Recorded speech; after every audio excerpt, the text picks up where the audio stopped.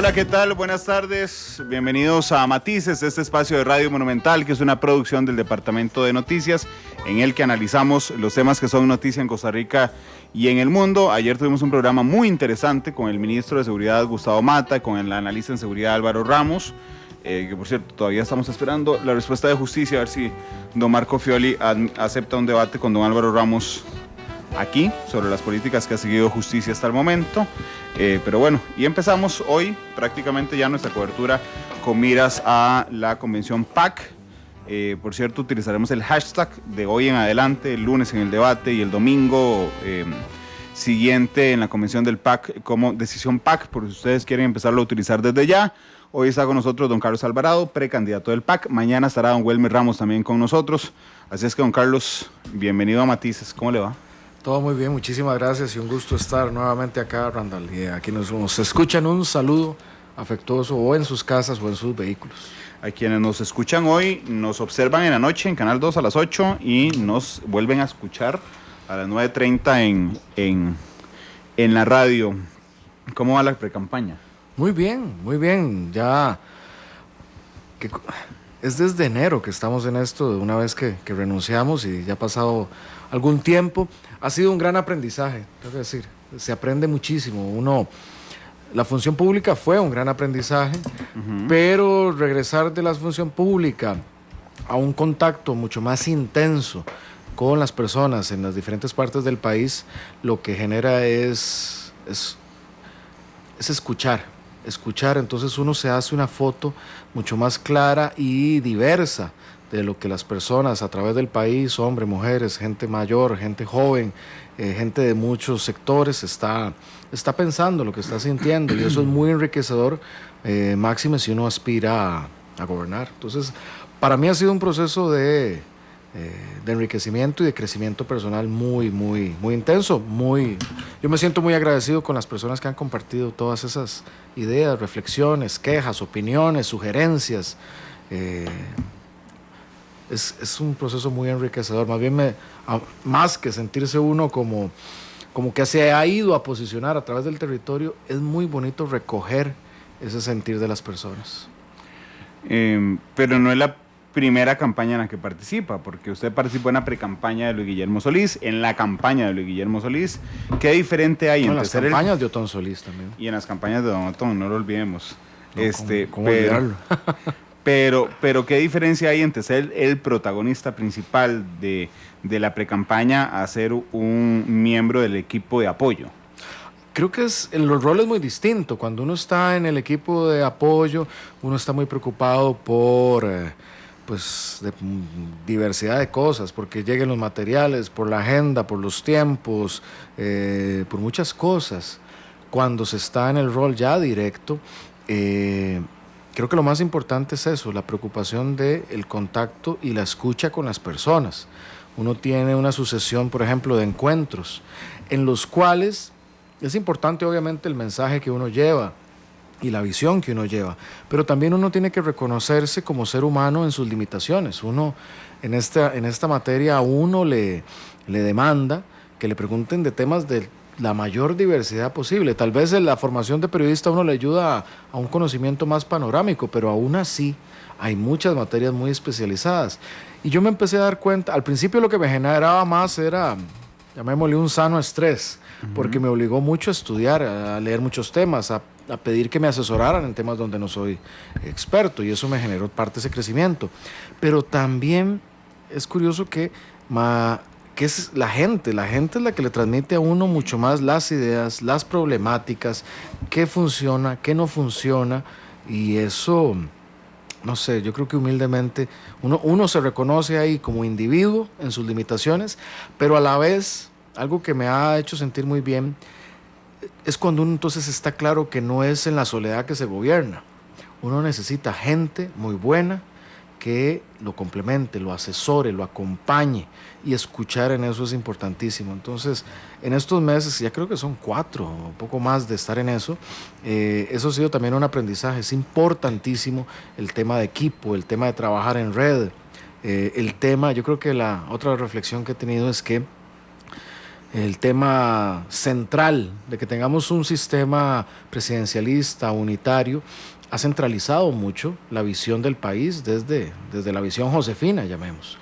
Y hay muchísimas voces a través del país y se ve que cuando hay que resolver problemas en Osa, en San Carlos, en el Pacífico Central, en Limón, y que las decisiones tienen que pasar por Zapote o por Cuesta de Moras, uno entiende muchas veces un nivel de frustración de la ciudadanía. Ahí es donde yo creo que por eso esta escucha y la participación de las personas, que se gobierne a partir de lo que las personas en su comunidad dice, piensa, siente, se vuelve más importante. ¿En qué tema no es experto y tuvo que pedir ayuda a Carlos Alvarado? Bueno, me capacité bastante en los temas de mujer, por ejemplo, de las mujeres. ¿Por qué? Porque si bien yo había llevado adelante procesos en esa materia, es una materia que tiene un desarrollo teórico importante y un desarrollo también de lo que es, cómo se materializa las reivindicaciones, la igualdad en la práctica. No es un tema llano y sencillo de simplemente hablar de igualdad. Entonces ahí me he estado capacitando en esa materia por mencionar una de esas. ¿Quién lo capacita en el tema de mujer?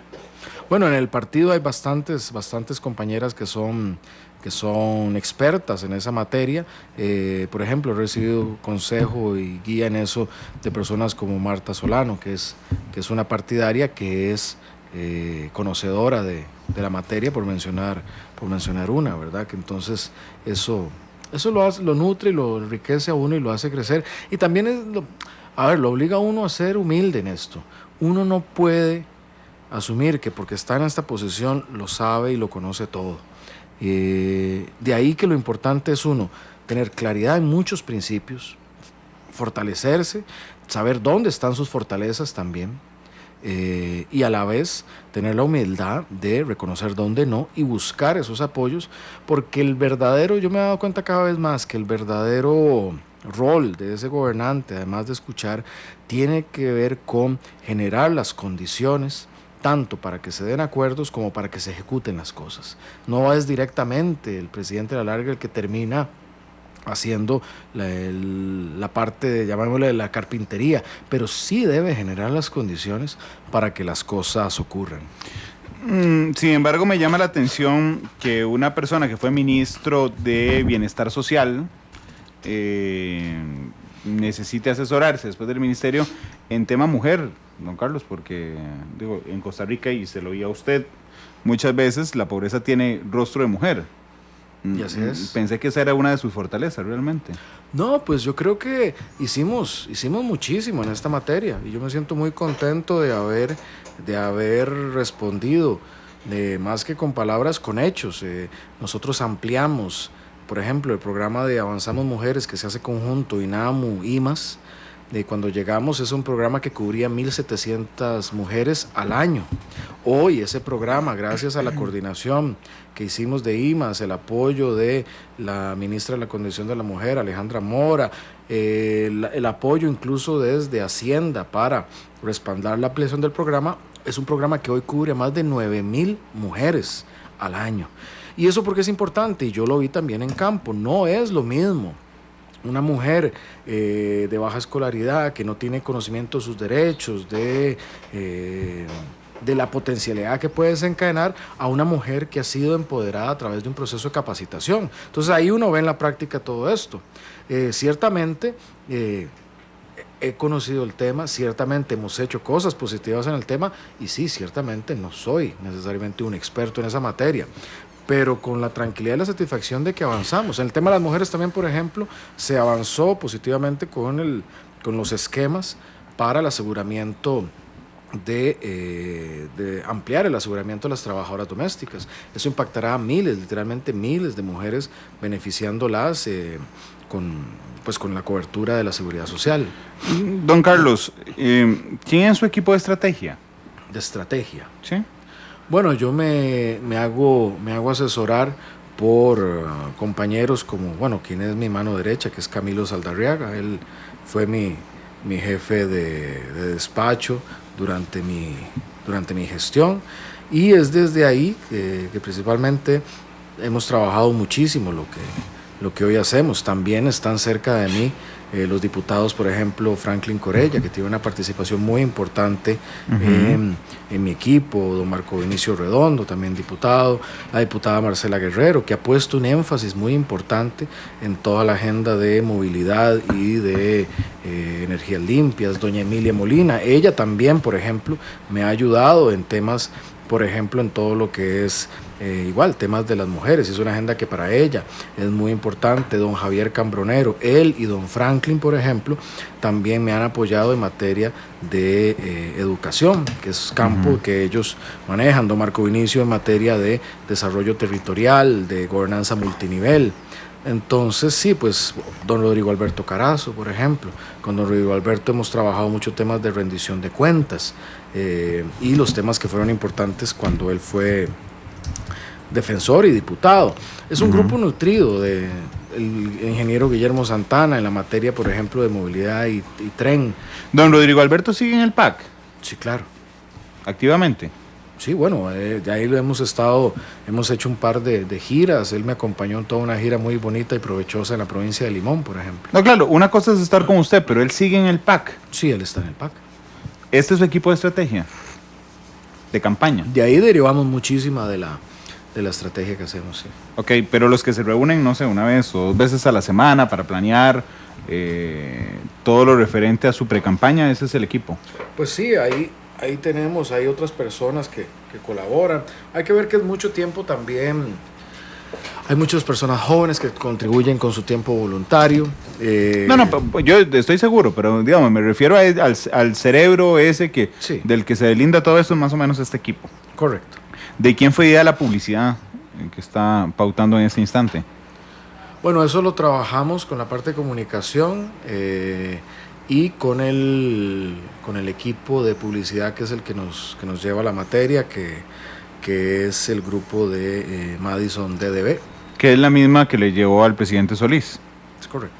Con la que yo trabajé en... Usted era el encargado de comunicaciones. Correcto. Del presidente Solís. Es la misma empresa de publicidad, ¿verdad? Y creo que son 2 empresas, no solo la de publicidad. Hay una de relaciones públicas. No, de relaciones públicas. No. ¿De qué es? ¿De publicidad? Publicidad. Solo Madison se encarga del tema. Madison, en la parte de que, digamos, ahí tenemos una relación de contrapartes. Entonces nosotros tenemos la visión estratégica y ellos la parte de cómo hacer la transformación creativa para lo que eventualmente son los productos. La transformación creativa es sentarse a decir, vamos a hacer un anuncio donde se ve a Carlos Alvarado trabajando en la campaña del presidente Solís y después sale el Carlos Alvarado de hoy. Lo que los costarricenses sí ya han visto en redes, correcto. Sí, efectivamente. Que hay algunos quienes que, mira, desde hace 4 años estaban grabando a don Carlos ahí. Que vea imágenes de archivo. No, es curioso. Hay fotografías donde en efecto registramos. Yo, de hecho, en mi celular, en el otro celular y en mi computadora, tengo algunas fotos de cuando grabamos la primera comunicación de la campaña de Luis Guillermo allá debe ser septiembre del año 2013. Efectivamente, ahí estábamos. Recuerdo que él estaba memorizando su texto y recuerdo, yo tengo esa pieza grabada, él estaba memorizando y ahí se ve a su hija menor, a Inés, corriendo alrededor de él.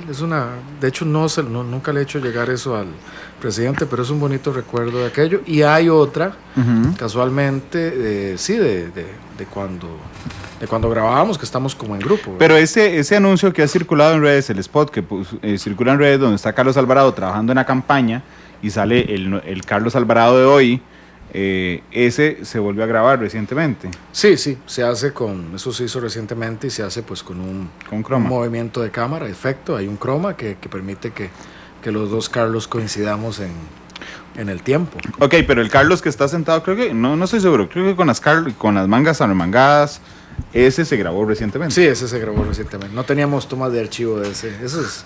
Pero bueno, se hace con la convicción de que es una representación de un hecho real. O sea, sí, eso, como lo es tantos otros. Yo en eso me siento muy contento porque, a ver, a mí me hablan de mi edad, de que soy joven, todo eso, pero en el PAC yo he participado lo veo como un proceso de cambio histórico y ya más de una década en el cual he estado.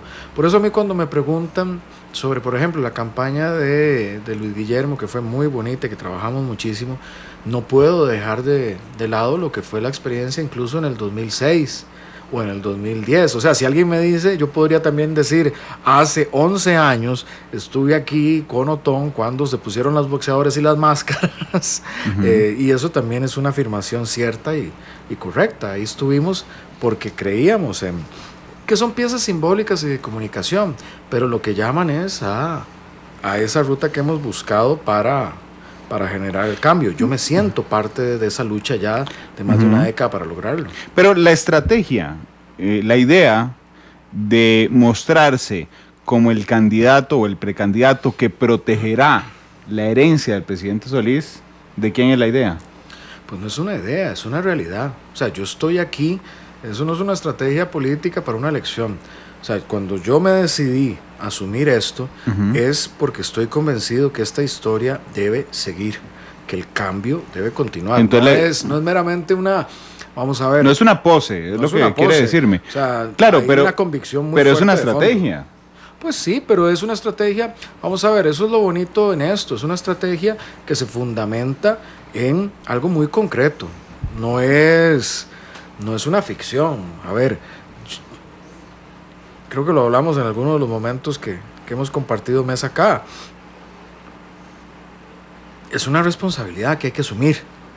Hay que asumirla. Yo, y creo que te lo dije en algún programa, no es que ha sido una ambición mía desde la niñez, no, pero alguien tenía que asumir la responsabilidad de continuar esto que venimos haciendo. Usted es el heredero. El heredero. Bueno, pues yo no sé si ese es el término. Heredero.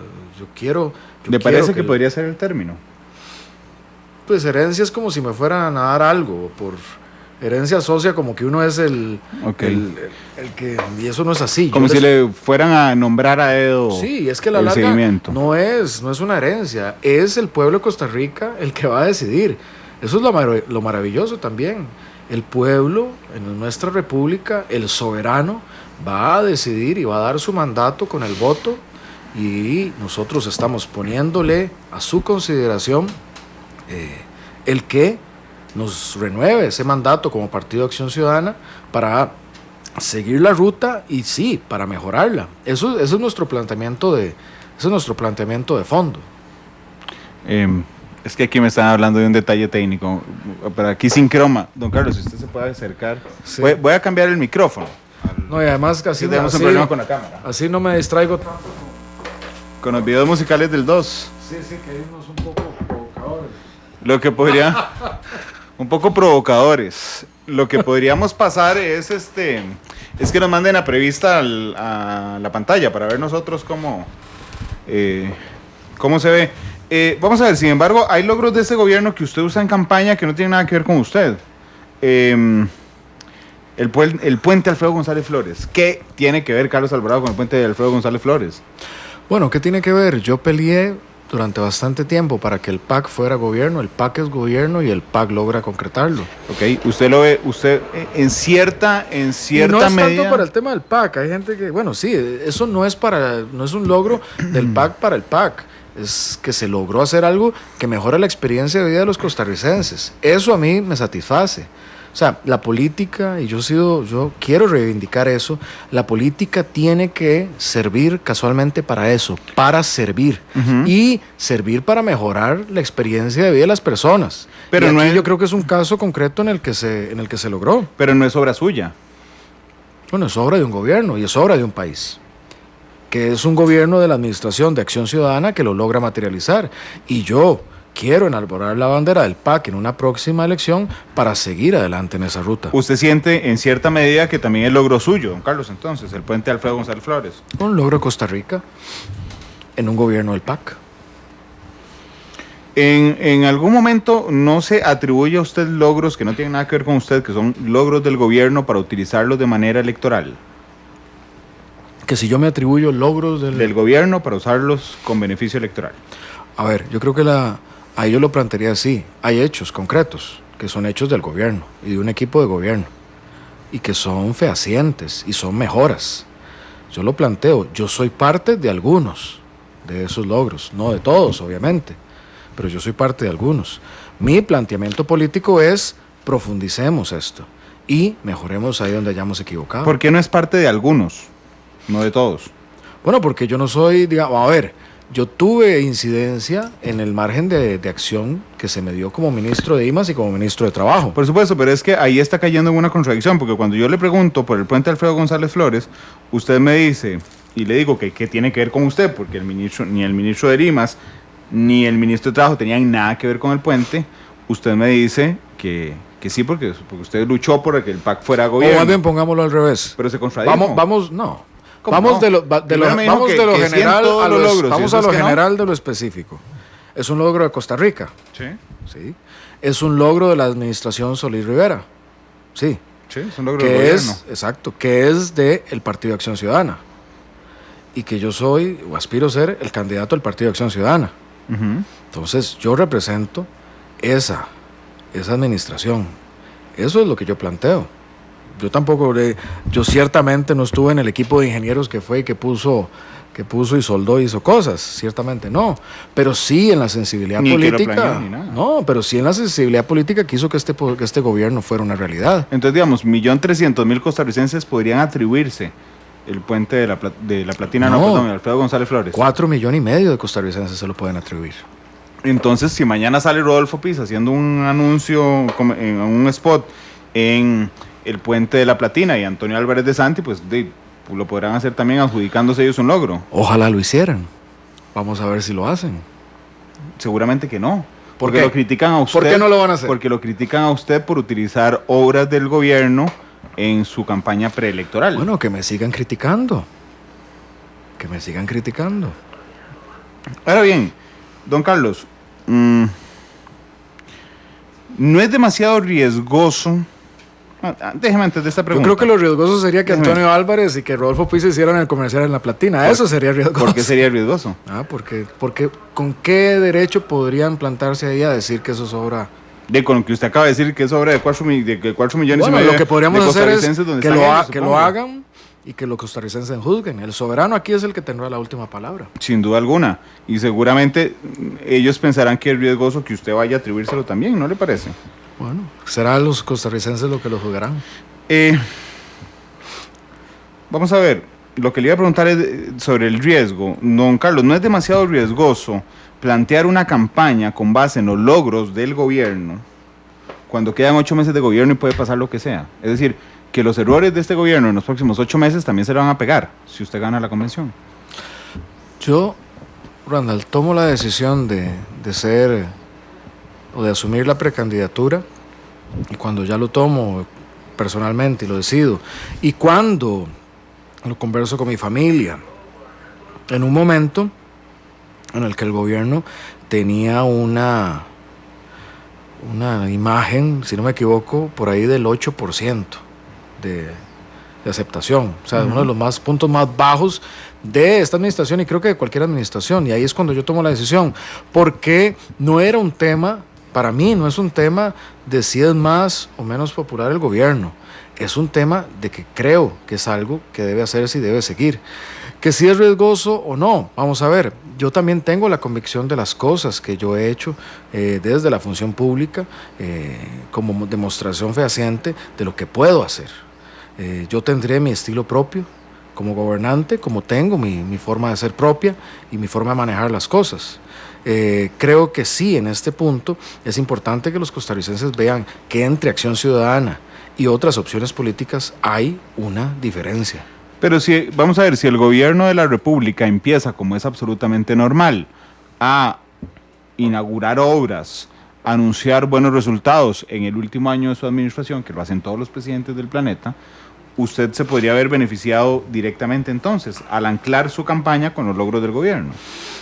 Bueno, creo que aquí lo primero y lo más importante es que esas inauguraciones o logros son beneficios para el país. Sí, eso está claro. Aquí nada de esto se está haciendo, dichosamente, porque así tiene que ser y porque así es del PAC.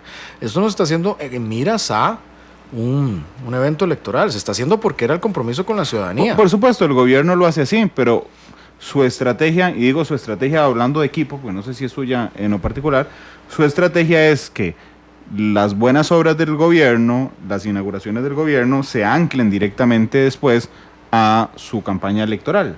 Pues yo no estoy diciendo que esa sea mi estrategia, yo estoy diciendo que mi estrategia es visibilizar que hay un antes y un después y que tenemos que seguir adelante por la ruta que llevamos y que tenemos que mejorar. Esa es mi estrategia. Bueno, entonces le pregunto, ya no en tema de estrategias, le pregunto si usted cree que usted se ve beneficiado, electoralmente por supuesto, de los logros de la administración Solís. Yo creo que si el gobierno termina con una buena imagen, el presidente y el accionar de gobierno, eso reforzará la posición de Acción Ciudadana para ganar la próxima elección. Pero igual, independientemente de ser ese el caso u otro, mi decisión está tomada a partir de que creo que esto es lo mejor para Costa Rica, y por eso defenderé y lucharé y trataré de ser persuasivo de que el PAC tiene que ganar para profundizar ese cambio, y porque también tenemos una aspiración. Vamos a ver, Costa Rica, y eso es lo que yo he visto, Costa Rica tiene una plataforma de desarrollo y de potencialidades enorme. Se ve en educación, se ve en sistemas de salud, se ve en muchísimas cosas que a veces olvidamos. Pero sí, tenemos que mejorar muchas cosas, pero Costa Rica puede.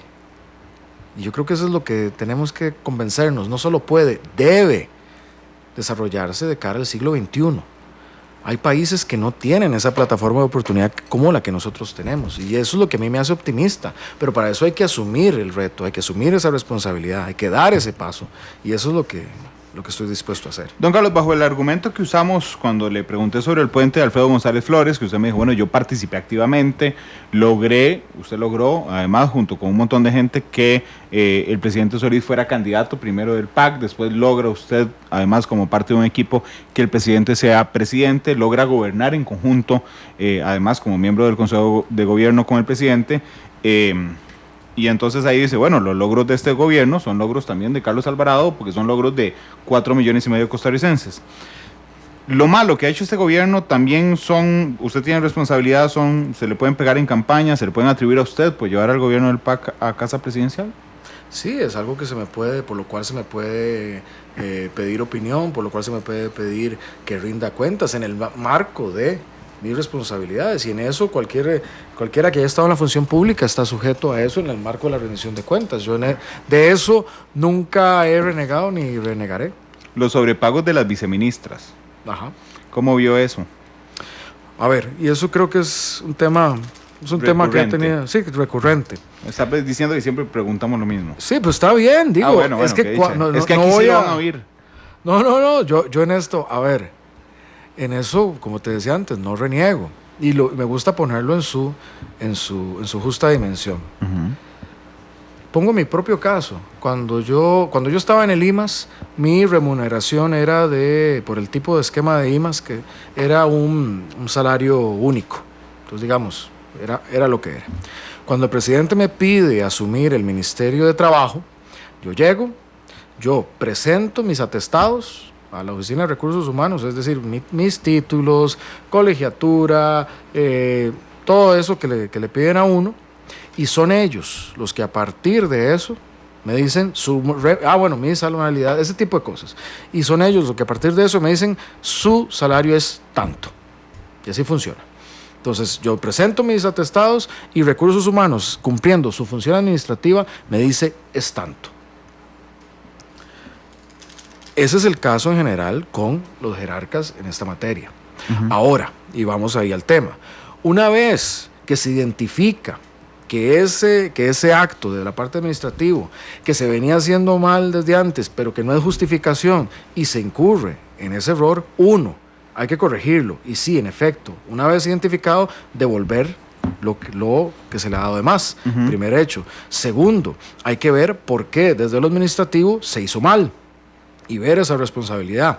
Y 3, más en el plano político, sabiendo que es un tema sensible y es probablemente lo más achacable desde el manejo político, hay que dar pronta respuesta a la prensa, a la ciudadanía, dando buenas explicaciones y cerrando el tema. Sería lo que sería gravísimo, y no es el caso, por lo menos así no se ha planteado, es que alguien hubiese incidido directamente, un jerarca, para definir su propia remuneración. Pero ese no es el caso. Ok, entonces vamos a ver, bajo ese argumento yo podría sacar del mapa a Carmen Muñoz, que fue de todos los casos del gobierno el primero en el que se dieron cuenta, julio de 2015. Ok, después hubo 8 jerarcas más, un año después. Bajo lo que usted me está explicando hoy de su posición, lo que quiere decirme es que en el caso de doña Carmen, la culpa es de recursos humanos, porque fue el que se lo calculó, pero una vez ahí, el gobierno de la República tuvo que haber sido consecuente y buscar e investigar el caso de los demás viceministros, o jerarcas en general. Bueno, ahí probablemente lo que se debió fue ver en las diferentes instituciones el estatus de cuál era eso. Hay que ver que todas son, o la mayoría son, instancias distintas. No es una única oficina centralizada, son instancias distintas. Y ya después se ve que esto es en efecto casos recurrentes. Pero claro, cuando se ve el caso de Carmen Muñoz y se le advierte a la administración, al gobierno, al Estado costarricense, que hay malos pagos, hay sobrepagos, porque hay viceministros o jerarcas que están recibiendo pluses sin estar colegiados o sin tener título universitario, ya debió haber sido un primer aviso para averiguar cómo estaban los demás jerarcas, ¿no le parece? Sí, probablemente sí. Okay. Entonces el gobierno de la República, le pregunto, se equivocó al no investigar al resto de jerarcas después del caso de Carmen Muñoz. Bueno, en ese caso pudo haberse actuado con mayor agilidad, mayor presteza. ¿Se equivocó el gobierno en ese caso, don Carlos? Pudo haber actuado con más agilidad. ¿Se equivocó el gobierno en ese caso, don Carlos? Pudo haber actuado con más agilidad. ¿Puede contestarme sí o no esa pregunta? Es que no creo que sea un tema de sí o no. En esta discusión entramos en la última entrevista, ¿se acuerda? Yo sé, ya estamos entrenados. Bueno, digo, ambos. Puede decirme sí o no y agregarme un poquito Yo más. no creo que haya mediado, y lo sé por la calidad de las personas, pero no haya mediado una mala fe en esto. Okay, no, yo no sé, ni incluso, se lo estoy sosteniendo, ni se lo estoy insinuando. Yo creo que esta es una discusión, de hecho, muy típica de un gobierno del PAC. ¿Por qué? Porque es una discusión pública, porque es una discusión en que la gente devuelve la plata, porque es una discusión en la que la gente está sujeta Zúñiga hubo que llevarla hasta el nivel último para que volviera la plata. Está sujeta al escrutinio público, en algunos casos incluso al escarnio público, pero bueno, eso es parte de la función pública. Yo ni le estoy insinuando, ni estoy diciendo, ni estoy sosteniendo que haya habido mala fe. Lo que quiero saber es si usted opina que el gobierno de la República se equivocó después del caso de Carmen Muñoz de no investigar los procesos. Es que, a ver, equivocarse sería si se hubiera hecho algo mal. Aquí lo que se hizo fue no actuar con la agilidad que se debió haber actuado. Y ese probablemente es el tema. Cuando se encontró un caso, se abordó, y luego salió otro, y luego otros. Y otro. Bueno, ahí es casualmente donde se debió probablemente actuar con ¿Por qué probablemente? Presteza. ¿Se debió? Bueno, me parece que usted es muy cuidadoso a la hora de criticar al gobierno, entonces coge las palabras con mucho cuidado. No, yo soy cuidadoso en general, porque creo que con las palabras en eso hay que ser... Vamos a ver, no todos los casos necesariamente tienen el mismo dimensionamiento, y en eso creo que merece un abordaje cuidadoso. Tiene usted razón, por eso es que no le pregunté los casos concretos. Simplemente le pregunté si el gobierno se había equivocado con mala fe o por culpa, que por culpa es la falta del deber de cuidado simplemente, de no averiguar el estatus de sus jerarcas después de que estallara el caso de Carmen Muñoz. Bueno, creo yo que puesto en esa dimensión, sí, ahí tal vez se debió avanzar con mayor presteza. ¿Sí se equivocó? Tal vez, puesto en el término de si había que avanzar con mayor presteza y no se avanzó con mayor presteza, puede que sí. La actualidad, sus tonos, sus contrastes. Esto es Matices.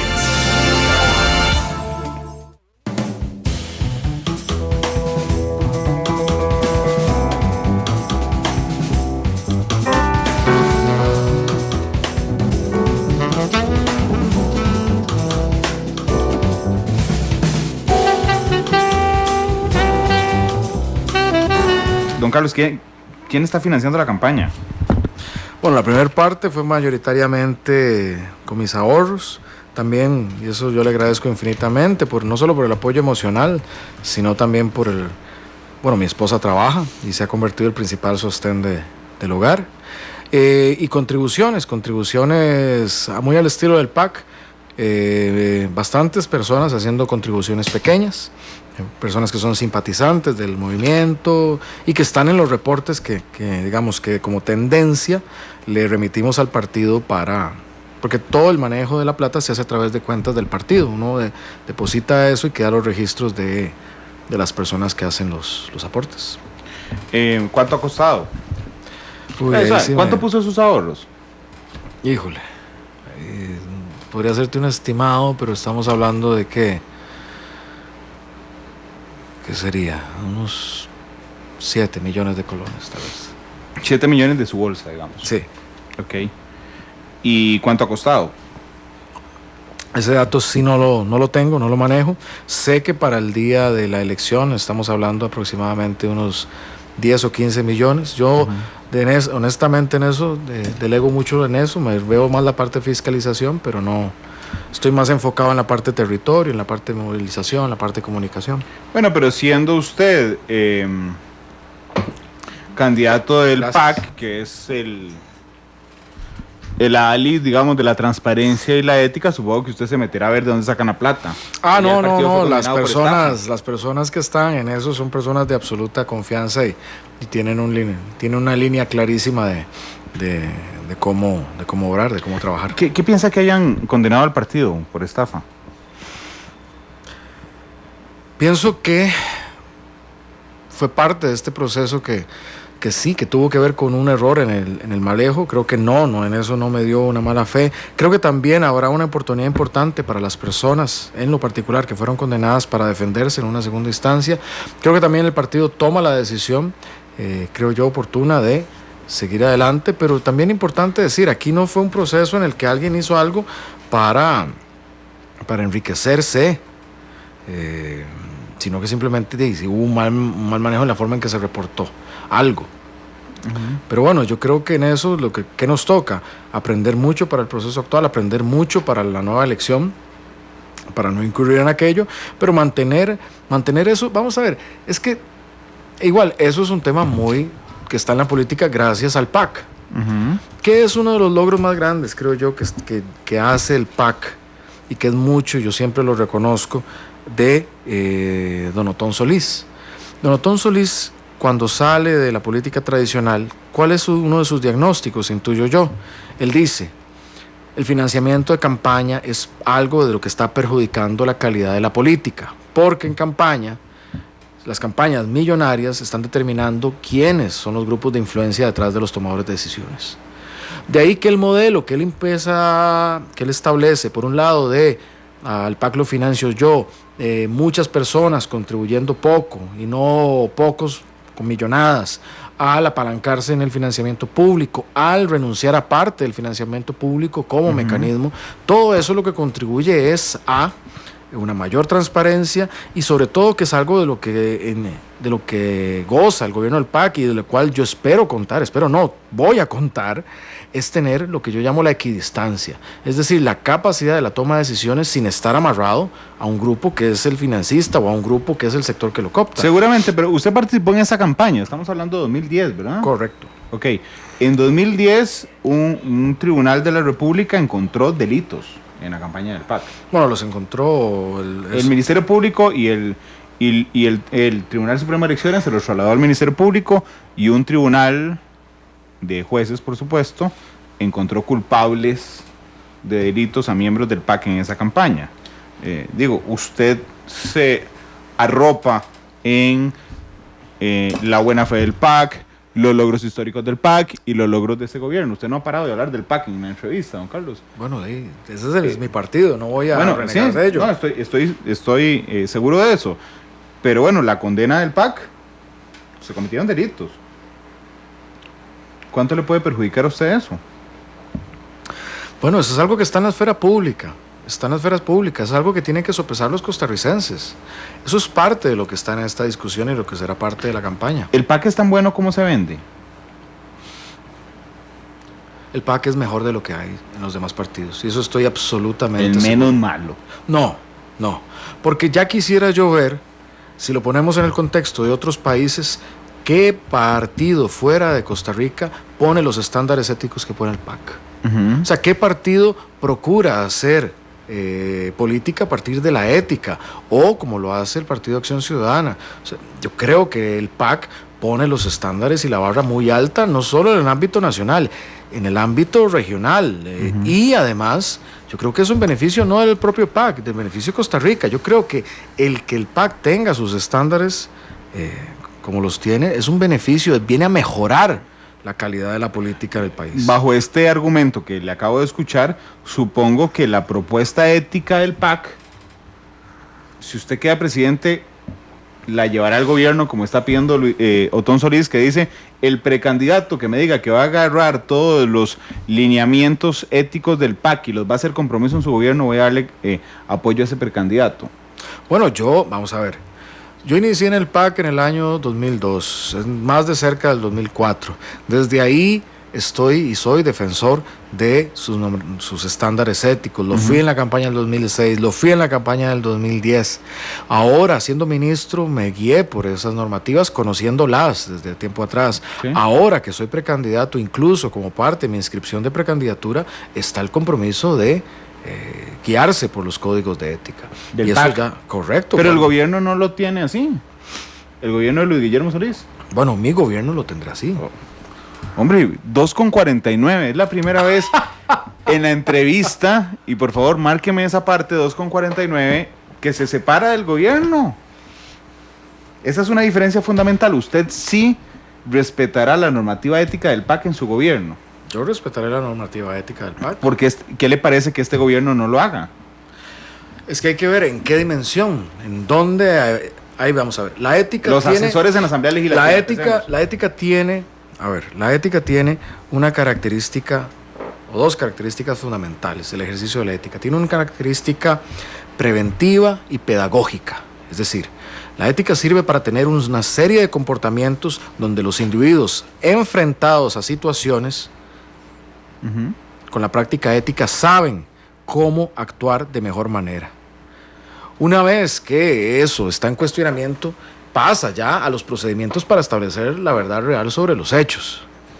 Pero una de las funciones esenciales de la ética es tener unas normas de comportamiento que son preventivas y son pedagógicas para las personas. Yo siendo miembro del partido, reivindico la materia ética tal cual la llevamos adelante. Y así fue, y espero que así se me mida mi funcionamiento como ministro, tanto en las distintas materias tuteladas por los códigos. Pero vamos a ver, en el PAC, y estoy viéndolo en este instante en su página de internet, hay un código de ética para el Poder Ejecutivo, un código de ética para las diputaciones, que no fueron respetadas en esta administración. ¿En cuáles puntos? Empecemos con la de las diputaciones. ¿Se acuerda la negociación de asesores en el primer año de gobierno?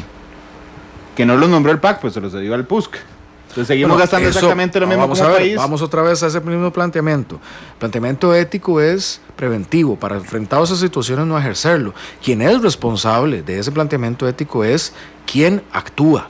No recordemos que los individuos tienen acción y libertad en su acción. ¿Sí? Yo puedo responder en la medida de mi acción por mis actos, y en esos pido que se me juzguen, pero también será en la medida de cómo yo he actuado y en una posición de mayor poder siendo presidente, que pediré que se siga esa normativa. Bueno, como presidente de la República usted no podría decir, no, fue tal ministro. No, ahí va a tener que asumir usted su cuota de responsabilidad. Usted agarraría el código de ética del Poder Ejecutivo que tiene el PAC en ese instante, y el que usted me dijo hace un rato, yo he respetado, lo conozco y lo sigo, ¿usted lo llevaría a zapote a decirle a sus ministros, señores, todos firmemos esto, este es el compromiso, este será el código de ética del Poder Ejecutivo? Es correcto. ¿Sí lo hará? Sí. Ok, ¿qué le parece que este presidente no lo haya hecho? A ver, eso es algo que debe don Guillermo ser quien de sus sus apreciaciones en este caso. Ya lo anunció, porque Don Solís podría darle el apoyo en los próximos 20 minutos, porque estaba esperando que alguno de ustedes dos dijera esto.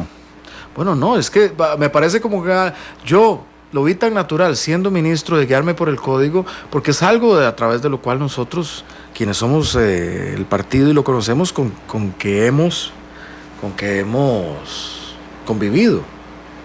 No lo veo como algo particularmente extraordinario, ciertamente. Pero el código de ética del PAC es un código para gobierno. Me parece curiosísimo, Randall, y está bien, esto es parte de lo que es la política. Cuénteme qué le parece curioso. Usted es un no, muy que curioso. en el caso del PAC nos metamos en la cancha del código de ética arriba, abajo, Sí, pero izquierda y derecha. no han parado de hablar de ética desde que fueron creados. No, yo puedo hablar de muchísimas cosas que son fundamentales también para el país, pero me encantaría ver a Liberación y a la Unidad sentados aquí hablando de ética durante 35 minutos. Y está bien, está bien. ¿Está renegando que hablemos de ética durante 35 minutos? No estoy renegando. Usted sabe que soy defensor de la libertad de prensa, expresión, y que uno en esta posición está sujeto a que se le pregunte todo aquello que es oportuno. Usted no ha parado de hablar del PAC en 53 minutos. Bueno, y cuando uno se es mete la bandera que... Y cuando uno se mete a la página del partido, lo primero que encuentra... No, primero también está el ideario político, por ejemplo. Ajá, está el ideario político, están las convocatorias. No, un momento. Vamos a probarlo al aire. Ok, uno se mete y aparece el home del PAC. ¿Está bien? Es más, ahí dice dónde pueden ir a votar este 9 de julio. Exactamente, ese es lo primero que uno se encuentra. Cuando va a nuestro PAC, para conocer el PAC, en el segundo dice fundamentos de la propuesta ética y programática. Efectivamente, lo primero que viene, estatutos y normativas, lo primero que viene es el estatuto partidario. Correcto. Que tiene que ver con lo programático, ¿verdad? Y lo segundo que viene es código de ética del Poder Ejecutivo, código de ética de las diputaciones, código de ética de las regidurías, código de ética de sindicatura y código de alcaldías y vicealcaldías.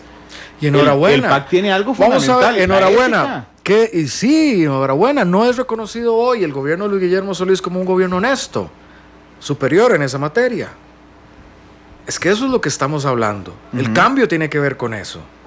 Porque hoy la lucha está no en ver quién puede hacerlo mejor, sino en ver cómo empatamos hacia abajo. Entonces, ¿por qué le parece tan curioso que llevemos 35 minutos hablando de ética? No, si es el centro fundamental del PAC. Si los debates con los otros partidos van a centrarse 35 minutos en ética, yo me sentiré muy, muy satisfecho. Bueno, si gana lo veré en el debate presidencial. No solo eso, si gana estará el lunes siguiente con nosotros. Si gana usted estará el lunes 10. Lo tiene bien la gente. Si gana don Welmer estará con nosotros, don Welmer. Don Carlos, hablemos de ideas, de sus ideas.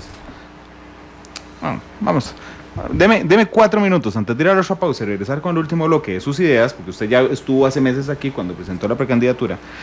Quiero preguntarle qué opina del resto de los candidatos, ahora sí a la presidencia. ¿Qué le parece a Antonio Álvarez de Santi? Pues yo lo veo a él y con respeto. Pero también cuando veo a Antonio Álvarez veo a los hermanos Arias, veo a Johnny Araya, veo a todo el equipo de Laura Chinchilla.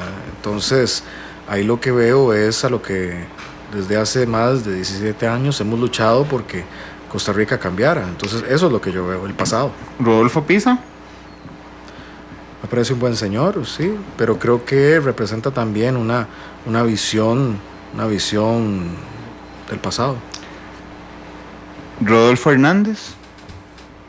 Don Rodolfo no lo conozco también, más que por su participación en la campaña anterior y que es del Partido Republicano de don Rafael Ángel Calderón. ¿Juan Diego Castro? A don Juan Diego no lo conozco, pero mi asociación de don Juan Diego es por su participación en Liberación Nacional, primero con el gobierno de José María Figueres, luego apoyando a don Johnny en campaña, y más recientemente pues algunos zipizapes públicos, pero no lo conozco a fondo. ¿Otto Guevara? Le voy a decir que yo creo que con Don Otto le tengo respeto, y le digo más, le tengo respeto porque si yo teniendo una pre-campaña veo lo cansado que puede ser estar recorriendo el país, hacerlo ya 5 veces hay que en verdad tener mucho brío, entonces eso es de respetar.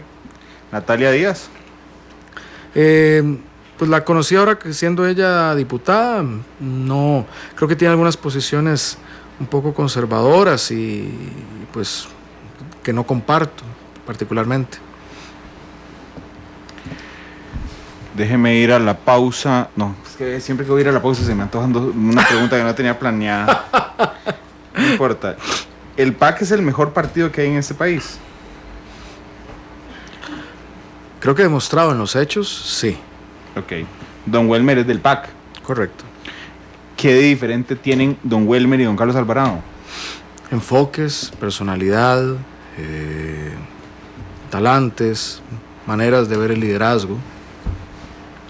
Don Carlos, ¿cuál es el mayor error que ha cometido este gobierno? El mayor error que ha cometido este gobierno.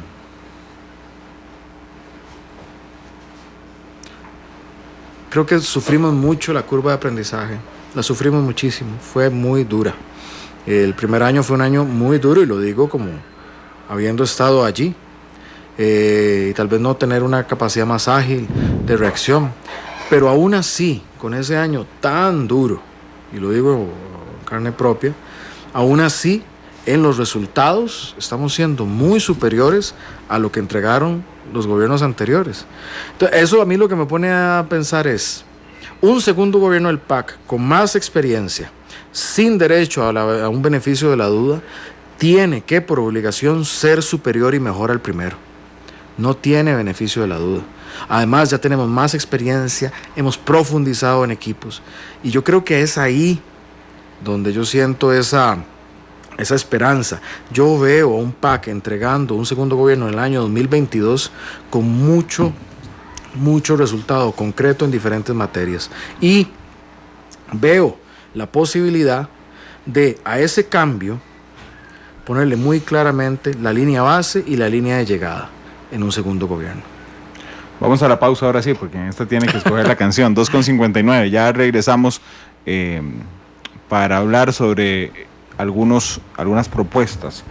Quiero averiguar qué piensa de algunos temas país don Carlos Alvarado, que ya se lo había planteado en una entrevista que tuvimos hace unos 3 meses más o menos para Carlos Prendis, que me dice que no le he preguntado nada más que estos temas, y es que ya tuvimos una primera entrevista. Le preguntaría algunos temas que espero no repetir con esa entrevista. Matices, porque la realidad tiene muchos tonos. Don Carlos, si usted fuera presidente, ¿qué haría con la posición de Costa Rica? ¿Qué posición tendría Costa Rica sobre Venezuela, por ejemplo? Bueno, yo creo que la situación en Venezuela es preocupante. Creo que Costa Rica debe apalancar su prestigio, tanto en paz, en buscar una ruta democrática a la situación que hay con el gobierno de Nicolás Maduro. Creo que es lamentable lo que se ve en la prensa en esa materia y hay que buscar una ruta democrática, pacífica para esa situación. Costa Rica puede contribuir como país hermano a auspiciar esos procesos. Adelantar elecciones. Bueno, ver cuál es el mejor proceso para llegar ahí. Ahí lo que nos corresponde como país es, en el concierto de los demás países, buscar esas rutas en un tema que sí, ciertamente se ha complicado, pero creo que Costa Rica debe reafirmar su vocación en esto de democrática y pacífica y de diálogo. Hice en obra pública. Eso es un tema que se le ha dado y yo creo que es importante conversar de esto. Vamos a ver. Hay 3 niveles en esto. Uno es infraestructura pública en general. Carreteras, puentes. No, pero eso es infraestructura vial. Ok, pública. Entonces, general, infraestructura pública, escuela, exacto, hospitales, acueductos, represas. Okay. Ahí hay una dimensión de infraestructura, en la cual Costa Rica en algunos campos lo ha hecho muy bien y otras no. Y particularmente en la que no, y que no satisface a la mayoría de los costarricenses, es la infraestructura vial. Okay. Carreteras, puentes. ¿Por qué? Porque hay un debilitamiento del rector en esa materia, MOP CONAVI, llamémoslo así, o MOP principalmente. Esa falta de tener fortalezas en la gestión, programación, planificación, estructuración, seguimiento, fiscalización, es lo que nos tiene metidos en este rezago. Entonces, hay 2 cosas que hacer. Una tiene que ver con volver o dar las competencias al rector para que lo haga bien. Y para eso hay proyectos de ley ya planteados. Pero eso tomará lo que los diputados tomen en aprobar y discutir esas reformas. y yo esperaría que en un segundo gobierno del PAC, con más diputados, tengamos más músculo para hacer eso realidad de una manera pronta. Pero en tanto llegamos ahí, lo que como país necesitamos es esas competencias de planificación, estudios, fiscalización, estructuración, en algunos casos, construcción, tenemos que traerlos de instituciones que sí tienen esas capacidades. ¿Qué es el objetivo? Y yo creo que aquí, ese es el tema de fondo que tal vez en la discusión pública se falla. El objetivo es que el ICE se construya, sí o no. A ver, el objetivo para la ciudadanía costarricense es que haya obra pública hecha al costo oportuno, prontamente y en beneficio de la ciudadanía. Entonces, que podemos echar mano de esas capacidades existentes en infraestructura de otras instituciones para solventar temporalmente el tema de infraestructura vial, sí. Y tenemos que hacerlo, y también he enfatizado mucho eso, en la alianza de lo público con lo privado. Porque no tenemos que entrar en el debate maniqueo de que es o una cosa o la otra. Aquí lo que en verdad nos hace fuertes para hacer eso es la alianza de las competencias públicas con las capacidades también, en muchos casos, del sector privado. Hacia eso es lo que yo creo que de una manera pragmática como país debemos movilizarlos. ¿Que el ICE participe como actor en eso? Sí, ha demostrado tener grandes competencias en el país. El CONAVI, ¿qué haría con el CONAVI? No, la propuesta es la reforma presentada con el INIF, es decir, cerrarlo y llevar esas competencias al rector como corresponde. ¿La DIS? ¿Qué haría con la DIS? La DIS, estoy de acuerdo con que se regule bajo un marco legal más claro todo lo que tiene que ver en materia de inteligencia. Es cierto que el PAC en algún momento planteó el cierre de la DIS, y creo mucho porque había evidencia de que se usaba la DIS con fines no de inteligencia nacional, sino fin político. De inteligencia política. Y eso, pero nadie muestra nunca esa evidencia. No, pues en el TLC se denunció el seguimiento a dirigentes del No, por ejemplo, y eso fue algo que estuvo sobre la palestra pública. Sí creo que en el contexto actual... Se denunció. Bueno, pero claro, se ha denunciado un montón de veces. De hecho, Mariano Figueres es una de las personas que más ha venido al programa. Y en la primera entrevista como director de la DIS le dije, ahora sí trae las evidencias. Nadie las ha mostrado. Se han denunciado un montón de cosas. Estoy de acuerdo. Lo que necesitamos es un marco que nos dé la garantía de que la inteligencia, que siendo un país sin ejército y que siendo necesaria en el contexto actual de seguridad y en el contexto actual de crimen organizado, narcotráfico, que la inteligencia es necesaria para la seguridad del país, sí, pero que también al ser un tema tan delicado tiene que tener los controles y que tiene que tener llamémosle, no sé si es fiscalización la palabra correcta, pero los mecanismos para que no incurra en situaciones anómalas. Eso es lo que creo que debe ocurrir. En la última entrevista, aquí voy a repetir 2 temas, pero es porque necesito aclararlo. En la última entrevista le hablé si estaba o no de acuerdo con el matrimonio homosexual. Matrimonio igualitario. Sí, me hizo exactamente la misma corrección hace 3 meses aquí. Bueno, entonces soy consistente en eso. Y yo no. Matrimonio igualitario está de acuerdo. Sí, matrimonio igualitario. Okay. Matrimonio civil. Cuando pasé a la siguiente pregunta y le dije que si podían adoptar las parejas homosexuales a niños, usted me dijo que no. No, entré en esa materia y era una de las que tenía. Ahí se quedó pegado. Sí, porque tenía que asesorarme también en esa materia. Randall, esa entrevista la hago y también con una apertura a la prensa la hago el día después de salir como candidato y me vengo a presentar en esa materia acá en Matices. Y ciertamente, y con la humildad que lo pongo como ser finito e imperfecto, no tengo la respuesta para todas las cosas, pero sí trato de ser la mejor versión de mí mismo. ¿Para qué? Para hacer el bien para el país y para servir. En esa materia, pues sí, no tenía esa respuesta allí, habiendo profundizado. Igualdad es igualdad en todo esto. Entonces sí, en eso la igualdad tiene esa extensión. Es que en esa entrevista justamente yo le dije, bueno, van exactamente iguales. Pueden adoptar niños. Se pegó, ahora sí, ya. Sí. Es correcto. Okay. Pero yo creo que, por ejemplo, ahí vimos... Este tiempo ha sido también un tiempo de aprendizaje en esas materias. Yo creo que Costa Rica tenemos que hablar mucho hablar de una forma menos polarizante y una forma de ver mejor los casos. Oye, espere. No, Una no. forma menos polarizante y hace un spot utilizando las frases de campaña de los candidatos de Liberación Pero Nacional. polarizar con Liberación Nacional no me interesa, porque Ahí, yo pero sí, también porque son yo sí, costarricenses, don Carlos. no, son costarricenses y yo no estoy mal queriéndolos, por favor, pero para mí Liberación Nacional lo que representa, y no para mí, para Costa Rica lo que representa es el pasado, eso es, y representa una política y un subdesarrollo del que nosotros, yo particularmente, quiero que superemos y salgamos. Ahí polarizar...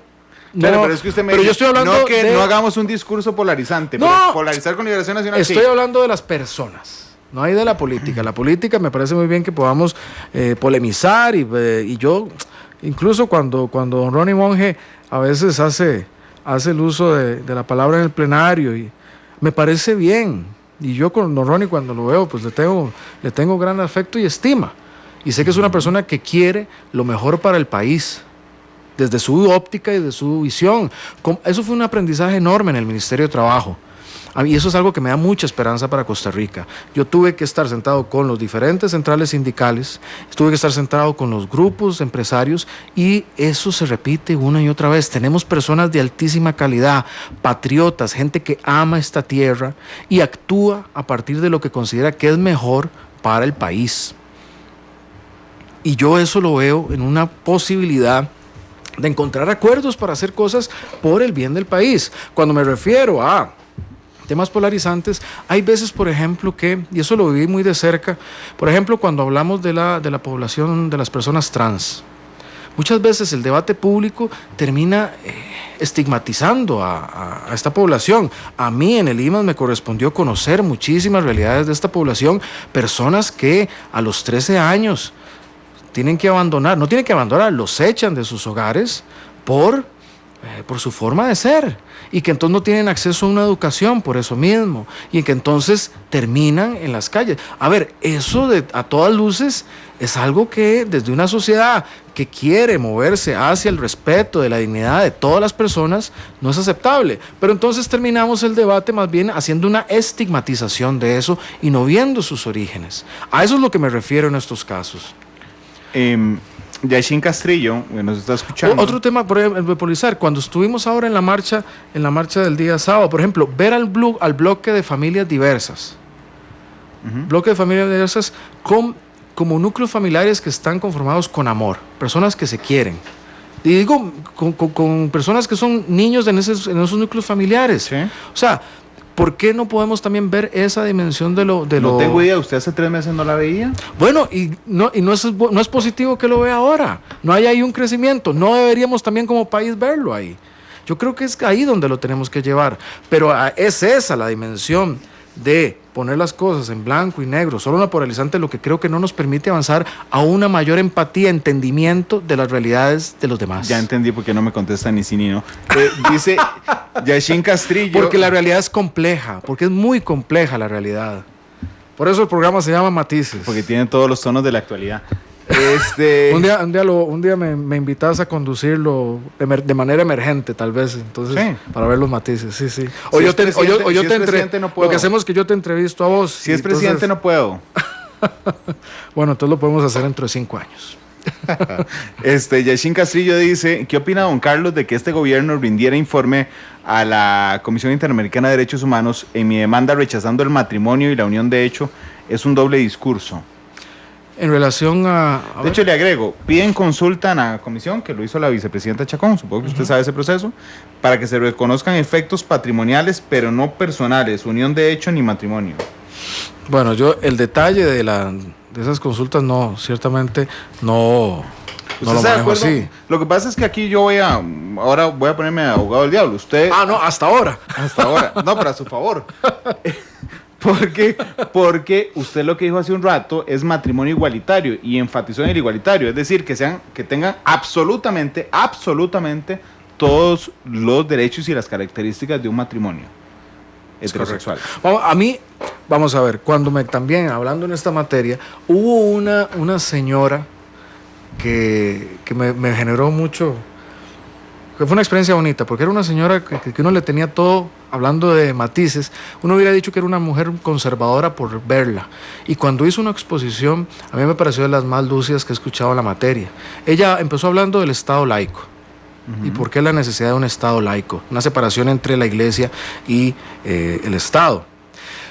Y ella decía que el Estado laico, el caso que Costa Rica tengamos un Estado confesional, nos hace tener algunas concepciones diferentes en este tema. Por ejemplo, en cualquier país del mundo, cuando alguien se casa desde lo religioso, a través de un sacramento, en lo que es un matrimonio hombre, mujer y frente a Dios, eso se hace en la iglesia y eso está bien y eso debe ser desde esa visión así.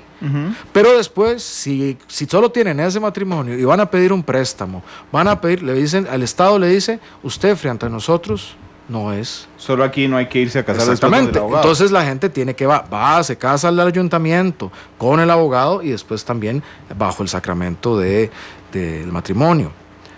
Pero entonces, en la relación del Estado con los ciudadanos bajo el principio republicano de la igualdad, ahí viene el tema. Si creemos en la igualdad, como lo creyó en su momento Lincoln durante todo el tema de la secesión y el tema de esclavitud, o como lo creyeron las sufragistas también cuando pedían la igualdad para votar, igual hoy, ¿por qué no tenemos qué argumento tenemos para decir en las relaciones de los ciudadanos frente al Estado no se reconoce esa igualdad? No tengo idea, pero sigo sin entender por qué hace 3 meses no lo tenía tan claro. Porque entonces me corro el riesgo de que esto que me está diciendo hoy sea una pose por cálculo electoral. Don Carlos, si hace 3 meses era el Carlos genuino que lo agarré al día siguiente de ser candidato. Bueno, porque en esto, vamos a ver, mi posición parte de una convicción. Sí creo en la igualdad, pero no estoy en esa materia. Vamos a ver, Randall, igual me reconozco como ser finito, humildemente.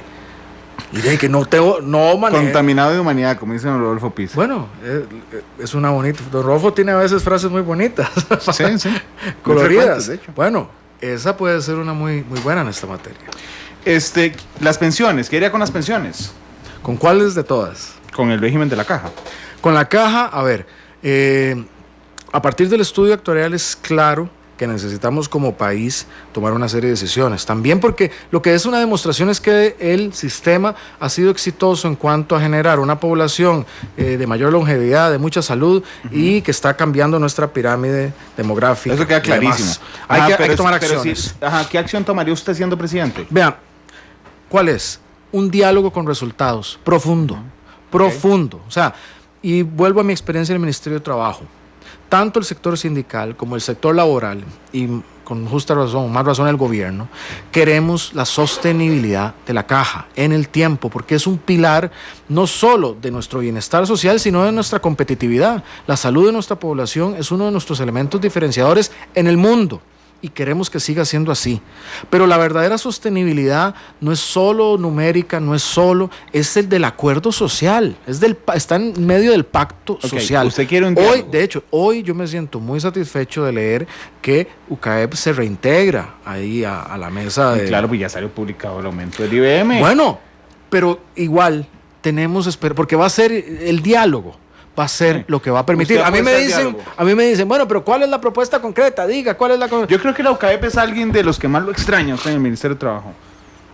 Bueno, yo espero que también los compañeros de trabajo me extrañen, pero no es un tema de extrañar o no. La UCAEP nos dijo, yo le pregunté con quién han trabajado mejor. Dijeron Víctor Morales Mora primero y después Carlos Alvarado. Y de último dejaron a el actual ministro, don Alfredo Hasbun. Pero vamos a ver, ¿está de acuerdo usted en el aumento en el aporte obrero? ¿Del 1%? Yo, hablando con todos los sectores, todos saben que tienen que contribuir más. Todos lo saben.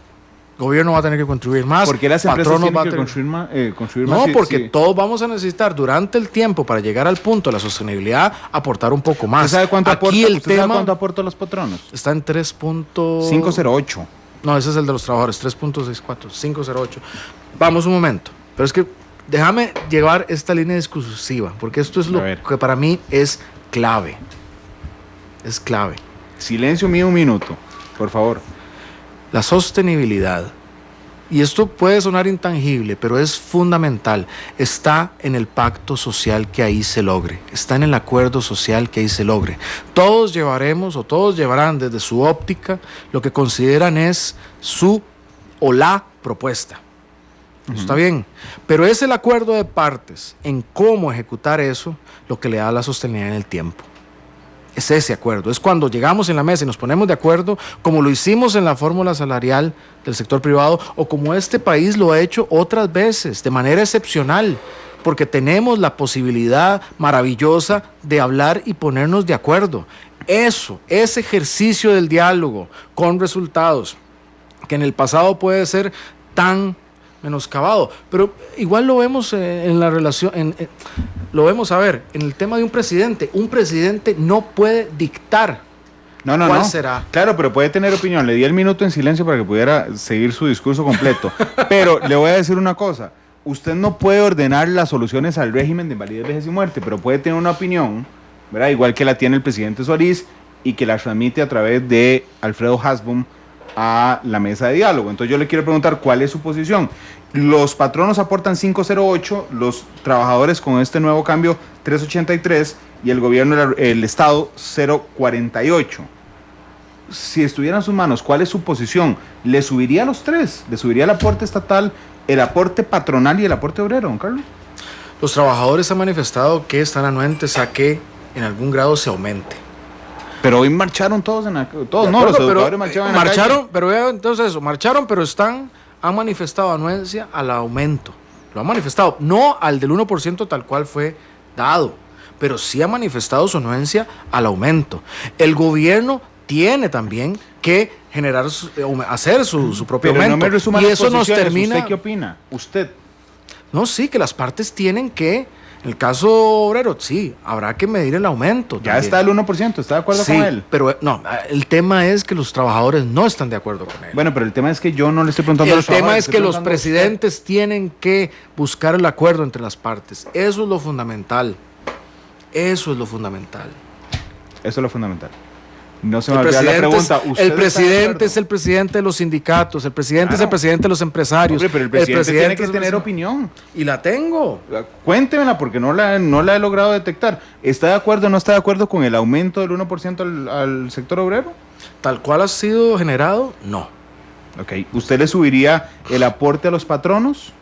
Yo estaría de acuerdo en un aumento escalonado de partes, pero tiene que haber señales de las diferentes partes. ¿Usted le subiría el aporte a los patronos? Eventualmente va a tener que subir también. Pero son los que más aportan, casi el doble de los trabajadores. No sé, pero eventualmente también va a tener que subir, igual el de los trabajadores. Todos van a tener que subir también. Pero tenemos ahí también que discutir, y eso está con otras discusiones conexas que también debemos tener de manera tripartita. Tenemos que tener de manera tripartita la discusión del déficit fiscal, porque también esa es la única forma en que vamos a sacar este tema, porque la Asamblea Legislativa eso está pegado y no va a ser exclusivamente un acuerdo de partidos el que saque eso, tiene que hacer un acuerdo sectorial o intersectorial y de igual forma una señal importante en materia de empleo público. Un empleo público no para resolver el tema del déficit fiscal, un empleo público para mejorar, profundizar la eficiencia del sector público para que recibamos más resultados por aquello que contribuimos con los impuestos y que reduzca las inequidades que existen en los distintos regímenes de empleo público. Don Carlos, nos veremos el lunes en el debate. Gracias por venir. No, un placer, un placer. Siempre es estimulante, Randall. Esa es la misma palabra que usé en las últimas 2 entrevistas. ¿Con cuál canción nos vamos? Cuénteme. Nos vamos con Gustavo Cerati. Gustavo Cerati. Del disco Amor Amarillo. Ajá, y la canción se llama Te llevo para que me lleves. Es esa. Ahí para que Febe pueda cantarla ahora. Como en la mañana, en el noticiero. Como en el noticiero de la mañana. 3:25, mañana los saludamos, ahora que sabemos que escucha el noticiero de la mañana. Mañana a las 2 de la tarde, Welmer Ramos estará con nosotros, a las 7 de la noche, la tercera emisión de Noticia Monumental. Feliz tarde.